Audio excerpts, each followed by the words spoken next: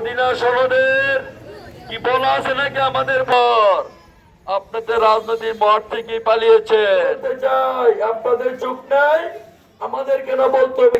নারী voter, Hindu voter, নির্যাতিত যারা চাঁদার শিকার ব্যবসায়ীরা কোথায় যাবে ভাই? নিরাপত্তাহীনতায় মানুষ ভুগছে।